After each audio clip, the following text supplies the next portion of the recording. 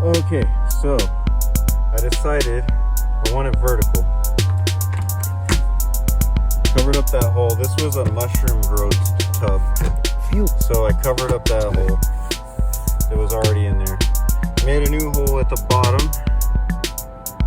Hopefully not too many microplastics in my shit. And I can get up here easily, get to my bees. So I just gotta make more frames. I think that will work.